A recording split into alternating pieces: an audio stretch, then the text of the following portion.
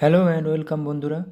আজকের ক্লাসে আমরা সংবিধানের ব্যাক টু ব্যাক ননস্টপ কিছু গুরুত্বপূর্ণ এমসিকিউ প্রশ্ন উত্তর আলোচনা করব, যেগুলো আপকামিং প্রত্যেকটি পরীক্ষার জন্য খুবই গুরুত্বপূর্ণ এবং প্রত্যেকবার পরীক্ষায় এসেছে। ফার্স্ট কোশ্চেন, কোন সংবিধান সংশোধনের মাধ্যমে সিন্ধিকে সরকারি ভাষা হিসাবে অন্তর্ভুক্ত করা হয়েছিল? সঠিক উত্তর হয়ে যাবে 21তম সংবিধান সংশোধনী। ভারতের প্রথম মুখ্য নির্বাচন কমিশনার কে ছিলেন? প্রথম মুখ্য নির্বাচন কমিশনার সুকুমার সেন। ভারতীয় সংবিধানের 100তম সংশোধন কি সম্পর্কিত? নিচের কোনটি সম্পর্কিত? ভারত কর্তৃক অঞ্চল অধিগ্রহণ এবং বাংলাদেশে কিছু নির্দিষ্ট অঞ্চল হস্তান্তর। প্রতিটি গ্রাম পঞ্চায়েত ছোট ছোট অঞ্চলে বিভক্ত। এই অঞ্চলগুলোকে কি বলা হয়? ওয়ার্ড বলা হয়। ভারতীয় সংবিধানের কোন তফসিল ভারতের ভাষার সাথে সম্পর্কিত? ভাষা, ল্যাঙ্গুয়েজ, 8ম তফসিল। কে ভারতের দ্বিতীয় সর্বোচ্চ অফিস পান? এটা পরীক্ষায় আসা কোশ্চেন। উপরাষ্ট্রপতি। কে লোকসভার প্রোটেম স্পিকারের শপথ গ্রহণ করান? রাষ্ট্রপতি। ভারতীয় সংবিধানের 51A অনুচ্ছেদ নিম্নলিখিত কোন বিষয় নিয়ে আলোচনা করা হয়েছে? 51A 51A অনুচ্ছেদে মৌলিক কর্তব্য। ভারতীয় সংবিধানের কোন আর্টিকেল গ্র্যান্ট ইন এড সম্পর্কিত? Grant in add, article 275। রাষ্ট্রপতির কার্যকালের মেয়াদ কত বছর? রাষ্ট্রপতির কার্যকালের মেয়াদ 5 বছর, কিন্তু কোনো ঊর্ধ্বসীমা নেই। উচ্চ আদালত নিম্ন আদালতকে কোন রিট জারি করে? উচ্চ আদালত নিম্ন আদালতকে কোন রিট জারি করে? প্রহিবিশন। ভারতে সুপ্রিম কোর্ট সম্পর্কে নিচের কোনটি ঠিক? আর্টিকেল 125 বিচারকদের বেতন, আর্টিকেল 127 অ্যাডহক বিচারকদের নিয়োগ, আর্টিকেল 126 ভারপ্রাপ্ত প্রধান বিচারপতি নিয়োগ। না, সঠিক উত্তর সবগুলো ঠিক। সঠিক উত্তর সবগুলো সঠিক। নানাবতী কমিশনকে কিসের তদন্তের জন্য নিয়োগ করা হয়েছিল? নানাবতী কমিশন 1984 দাঙ্গা। মিরাসেট কমিটি কিসের বিকাশের সাথে সম্পর্কিত ছিল? মিরাসেট কমিটি তাঁত শিল্প, হ্যান্ডলুম। ভারতে প্রতিটি সংসদীয় বৈঠকের প্রথম ঘন্টা কিসের জন্য বরাদ্দ করা হয়েছে? Question hour. ভারতের সংবিধান ভারতের সুপ্রিম কোর্টকে কেন্দ্র এবং রাজ্যগুলির মধ্যে বিরোধ নিষ্পত্তি করার ক্ষমতা প্রদান করে কিসের মাধ্যমে? Option b, original jurisdiction. Council of states and house of peoples এর নাম যথাক্রমে রাজ্যসভা ও লোকসভা রাখা হয় কত সালে? 1954 সালে। রাজ্যসভার আসন বন্টন সংবিধানের কোন তফসিলের অন্তর্গত? রাজ্যসভার আসন বন্টন সংবিধানের 4র্থ তফসিলের অন্তর্গত। লোকসভার সর্বাধিক সদস্য সংখ্যা কত হতে পারে? লোকসভার সর্বাধিক সদস্য সংখ্যা 552। সংবিধানে রাজ্যসভা সদস্যদের কার্যকালের মেয়াদ সম্বন্ধে কিছু বলা না থাকলেও কত সালে সংসদ রাজ্যসভা সদস্যদের কার্যকালের মেয়াদ 6 বছর ধার্য করে? 1951 সালে। স্বাধীনতার পূর্বে প্রথম কোন ভারতীয় কেন্দ্রীয় আইনসভার স্পিকার নির্বাচিত হয়েছিলেন? বিঠলভাই প্যাটেল। লোকসভার কত অংশ সদস্যকে কোরাম বলা হয়? এটা পরীক্ষায় আসা কোশ্চেন। 1/10, 1/10। লোকসভার বিরোধী দল নেতা নিম্নের কোন পদের সমমর্যাদার অধিকারী? এটাও পরীক্ষা আসা কোশ্চেন। বিরোধী দল নেতা কেন্দ্রীয় মন্ত্রীর সমমর্যাদার অধিকারী।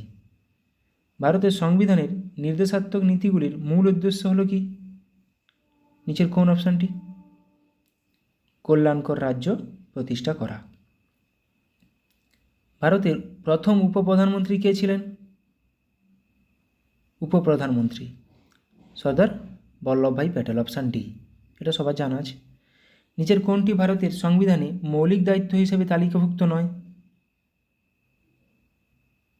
ট্রাফিক নিয়ম মান্য করা।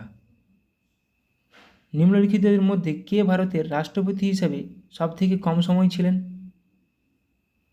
রাষ্ট্রপতি হিসাবে জাকির হোসেন। ভারতীয় সংবিধানের মুখবন্ধ প্রিয়াম্বেল মাত্র একবার সংশোধিত করা হয়েছিল 1976 খ্রিস্টাব্দে। কততম সংবিধানের মাধ্যমে সংশোধনের মাধ্যমে? 42তম। বর্তমানে ভারতীয় সংবিধানে কটি তফসিল, কটি পার্ট ও কটি আর্টিকেল রয়েছে? এটা সবার জানা উচিত। বর্তমানে ভারতীয় সংবিধানে 12টি তফসিল, 25টি পার্ট এবং 448টি আর্টিকেল রয়েছে। লোকসভার সেক্রেটারি জেনারেলকে কে নিযুক্ত করেন? লোকসভার স্পিকার। লোকসভার সদস্য সংখ্যার সর্বাধিক কত অংশ সদস্য নিয়ে মন্ত্রিসভা গঠন করা যেতে পারে? কত শতাংশ সদস্য? 15%। ড্রিফটিং কমিটি কে বলেছেন? এটি বলেছিলেন নাজির উদ্দিন আহমেদ। কত নম্বর সংবিধান সংশোধনীতে বলা হয় একজন ব্যক্তি একাধিক রাজ্যের রাজ্যপাল থাকতে পারেন? এটা পরীক্ষায় আসা প্রশ্ন। 7ম। মাত্র 2টি রাজ্যে এখনও পর্যন্ত রাষ্ট্রপতি শাসন জারি হয়নি। কোন 2টি রাজ্য? ছত্তিশগড় ও তেলেঙ্গানা। প্রচুর ভালো ভালো কোশ্চেন আছে, ভিডিওটি শেষ পর্যন্ত দেখো।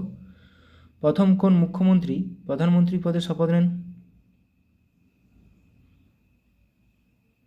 মোরারজি দেশাই। কত সালে ভোটদানের ন্যূনতম বয়স 21 থেকে কমিয়ে 18 করা হয়? 1989 সালে 61তম সংবিধান সংশোধনের মাধ্যমে। এখন যেটি 300A ধারা, সেটি আগে কত নম্বর ধারা ছিল? 31 নম্বর ধারা, যেটা সম্পত্তির অধিকার। রাজ্য বিধানসভার সর্বাধিক সদস্য সংখ্যা কত হতে পারে? রাজ্য বিধানসভার 550। সংবিধান সভার সম্পাদক কে ছিলেন? সংবিধান সভার সম্পাদক HVR আয়েঙ্গার। কোন সংবিধান সংশোধনীকে মিনি কনস্টিটিউশন বলা হয়? যেটা 1976 সালে হয়েছিল, 42তম সংবিধান সংশোধনী। কোন দেশের গভর্নমেন্টকে ওয়েস্টমিনস্টার মডেল অফ গভর্নমেন্ট বলা হয়? যুক্তরাজ্য, ইউকে। কোন কমিটির সুপারিশে মৌলিক কর্তব্য বিষয়টি সংবিধানে অন্তর্ভুক্ত হয়েছিল? এটা প্রচুরবার পরীক্ষায় আসা কোশ্চেন, সবার জানা উচিত। শরণ সিং কমিটি। কোনো ব্যক্তি লোকসভা বা রাজ্যসভার সদস্য না হয়েও সর্বাধিক কত সময়ের জন্য প্রধানমন্ত্রী থাকতে পারেন? 6 মাস। এটা গুরুত্বপূর্ণ কোশ্চেন। সংবিধান সংশোধনীর কথা ভারতীয় সংবিধানের কত নম্বর পার্টে উল্লেখ রয়েছে? 20 নম্বর পার্টে 368 নম্বর ধারা। ভারতের 27তম রাজ্য কোনটি? ভারতের 27তম রাজ্য উত্তরাখণ্ড। আমি কিছু দেখে নিয়ে লিস্ট দিয়ে দিয়েছি। 25তম রাজ্য গোয়া, 26তম রাজ্য ছত্তিশগড়, 27তম উত্তরাখণ্ড, 28তম ঝাড়খণ্ড, 29তম তেলেঙ্গানা। যদিও এখন আমাদের বর্তমানে 28টি রাজ্য আছে। ভারতীয় সংবিধানে একক নাগরিকত্বের ধারণা কোন দেশের সংবিধান থেকে নেওয়া হয়েছে? একক নাগরিকত্ব ব্রিটেন। সংবিধানের কোন অংশটিকে সংবিধানের ক্ষুদ্র সংস্করণ বলা হয়? মুখবন্ধ, অপশান বি বা প্রিয়াম্বেল। নিচের কোনটি সাংবিধানিক কমিশন নয়? কোনটি সাংবিধানিক কমিশন নয়? Option D, national commission for women. ভারতীয় সংবিধানের 324 থেকে 328 ধারাগুলি নিম্নলিখিত কোনটির সাথে সম্পর্কিত? এটাও পরীক্ষা আসা কোশ্চেন। নির্বাচন। নিম্নলিখিত কোন সংশোধনীর অধীনে দিল্লিকে জাতীয় রাজধানী অঞ্চল বানানো হয়েছিল? এটাও পরীক্ষায় আসা কোশ্চেন। 69তম সংবিধান সংশোধন। ভারতীয় সংবিধানের কোন ধারা সংসদের যৌথ অধিবেশন সম্পর্কিত? যৌথ অধিবেশন 108 নম্বর ধারা। তেলেঙ্গানা রাজ্য গঠনের জন্য কোন কমিটি নিয়োগ করা হয়েছিল? শ্রীকৃষ্ণা কমিটি। ভারতীয় সংবিধানের কোন তফসিলে অ্যান্টি ডিফেকশন বা দলত্যাগ বিরোধী আইন রয়েছে? দলত্যাগ বিরোধী আইন 10ম তফসিল, 10th শিডিউল। ভারতীয় সংবিধানের 7ম তফসিল অনুযায়ী জমি ও বাড়ির উপর কর কোন লিস্টে রয়েছে? স্টেট লিস্টে। লোকসভার স্পিকার তার পদত্যাগপত্র কার কাছে জমা দেন? পরীক্ষায় আসা প্রশ্ন এটা। লোকসভার ডেপুটি স্পিকার। কন্ট্রোলার ও অডিটর জেনারেল সংসদের কোন কমিটির সাথে যুক্ত থাকেন? Public accounts committee. ভারতীয় সংবিধানের কোন ধারাকে ডক্টর বি.আর. আম্বেদকর সংবিধানের হৃদয় ও আত্মা বলেছেন? কত নম্বর ধারাকে? 32 নম্বর ধারাকে হার্ট অ্যান্ড সোল। ভারতীয় সংবিধানের 5 থেকে 11 নম্বর ধারা কি সম্পর্কিত? নাগরিকত্ব বা নাগরিকতা। ভারতীয় সংবিধানের কততম পার্টটি মিউনিসিপ্যালিটি সম্পর্কিত? Part 9A।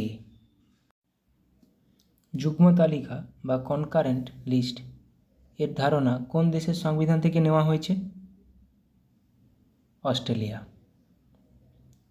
নিচের কোন প্রধানমন্ত্রী লোকসভায় অনাস্থা প্রস্তাবে হেরে যাওয়ার আগে পদত্যাগ করেছিলেন?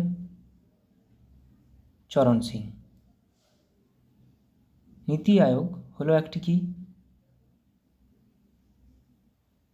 হলো একটি থিঙ্ক ট্যাঙ্ক। পাঞ্জাব ও হরিয়ানার আলাদা রাজ্যের স্বীকৃতির সাথে কোন কমিশন যুক্ত? শাহ কমিশন। ভারতীয় সংবিধানের কোন পার্টটি কেন্দ্রশাসিত অঞ্চল সম্পর্কিত? পার্ট 8। ভারতীয় সংবিধানের যুগ্ম তালিকায় কতগুলি আইটেম রয়েছে? যুগ্ম তালিকায় কনকারেন্ট লিস্টে কতগুলো আইটেম রয়েছে? 52টি। লিস্টগুলো দেখে নেব। রাজ্য তালিকায় কতগুলো আছে? 61টি। কেন্দ্র তালিকায় 100টি। যুগ্ম তালিকায় 52টি। ভারতীয় সংবিধানের রাজ্য তালিকায় কতগুলি আইটেম রয়েছে? এখনই করলাম। রাজ্য তালিকায় 61টি আইটেম রয়েছে। পঞ্চায়েত ব্যবস্থার সর্বনিম্ন স্তরটি কোনটি? ভারতের গ্রাম পঞ্চায়েত ব্যবস্থায় সর্বনিম্ন স্তর গ্রাম পঞ্চায়েত। ব্লক স্তরে পঞ্চায়েত সমিতি এবং জেলা স্তরে জেলা পরিষদ। পৌরসভার সদস্য হওয়ার জন্য কোনো ব্যক্তির ন্যূনতম বয়স কত হতে হবে? 21 বছর। প্রথম সংবিধান সংশোধনী আইন পাস হয়েছিল কত সালে? 1951 সালে। কততম সংবিধান সংশোধনের মাধ্যমে লোকসভার মেয়াদ 5 বছর থেকে বাড়িয়ে 6 বছর করা হয়েছিল? 42তম সংবিধান সংশোধনীর মাধ্যমে। এবার আমরা কিছু আমাদের ভারতীয় সংবিধানের কোন দেশ থেকে কী কী নেওয়া হয়েছে সেগুলো নিয়ে একটু আলোচনা করব। গ্রেট ব্রিটেন থেকে কী কী নেওয়া হয়েছে?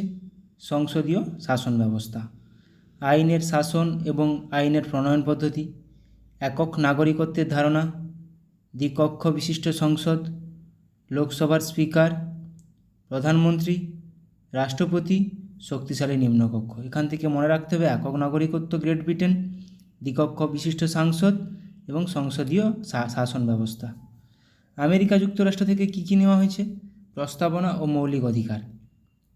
আমেরিকা যুক্তরাষ্ট্র থেকে নেওয়া হয়েছে প্রস্তাবনা ও মৌলিক অধিকার, বিচার ব্যবস্থার স্বাধীনতা, সুপ্রিম কোর্ট ও হাইকোর্টে বিচারপতিদের অপসারণ পদ্ধতি, তাহলে আমেরিকা যুক্তরাষ্ট্র থেকে নেওয়া হয়েছে রাজ্যসভার চেয়ারম্যান রূপে উপরাষ্ট্রপতি, অঙ্গরাজ্যের শাসন ব্যবস্থা। কী কী নেওয়া হয়েছে? প্রস্তাবনা, মৌলিক অধিকার, বিচার ব্যবস্থার স্বাধীনতা, সুপ্রিম কোর্ট ও হাইকোর্টে বিচারপতিদের অপসারণ পদ্ধতি, উপরাষ্ট্রপতি, অঙ্গরাজ্যের শাসন ব্যবস্থা। সুইডেন থেকে নেওয়া হয়েছে কী কী? সুইডেন থেকে নেওয়া হয়েছে লোকপাল বিল। তাহলে লোকপাল বিল সুইডেন থেকে। দক্ষিণ আফ্রিকা থেকে সংবিধান সংশোধন পদ্ধতি। সংবিধান সংশোধন পদ্ধতি দক্ষিণ আফ্রিকাতে নেওয়া, যেটা 368 নম্বর ধারায় আছে, পার্ট 20-তে আছে। অস্ট্রেলিয়া থেকে কী কী নেওয়া হয়েছে? অস্ট্রেলিয়া থেকে প্রস্তাবনা, প্রিয়াম্বেল, যুগ্ম তালিকা এবং যৌথ অধিবেশন। যুগ্ম তালিকা কনকারেন্ট লিস্ট অস্ট্রেলিয়া থেকে নেওয়া হয়েছে। জার্মানি থেকে কী কী নেওয়া হয়েছে? জরুরি অবস্থা। ইমার্জেন্সিগুলি নেওয়া হয়েছে জার্মানি থেকে 352, 356 এবং 360। ন্যাশনাল, স্টেট এবং অর্থনৈতিক। জাপান থেকে সুপ্রিম কোর্টের কার্য পরিচালনা নিয়মাবলী নেওয়া হয়েছে। কানাডা থেকে নেওয়া হয়েছে যুক্তরাষ্ট্রীয় ব্যবস্থা এবং শক্তিশালী কেন্দ্রের উপস্থিতি। কানাডা থেকে নেওয়া হয়েছে যুক্তরাষ্ট্রীয় ব্যবস্থা এবং শক্তিশালী কেন্দ্রের উপস্থিতি। সোভিয়েত রাশিয়া থেকে, মানে যেটা ইউএসএসআর, এখন যেটা রাশিয়া, থেকে কী নেওয়া হয়েছে? গুরুত্বপূর্ণ দুটি জিনিস কী কী নেওয়া হয়েছে? মৌলিক কর্তব্য এবং পঞ্চবার্ষিকী পরিকল্পনা। তাহলে মৌলিক কর্তব্য কোথা থেকে নেওয়া হয়েছে? রাশিয়া, পঞ্চবার্ষিকী পরিকল্পনা ও ন্যায় বিচার, এগুলো আসে পরীক্ষাতে। আয়ারল্যান্ড থেকে নেওয়া হয়েছে সবচেয়ে গুরুত্বপূর্ণ জিনিস কি?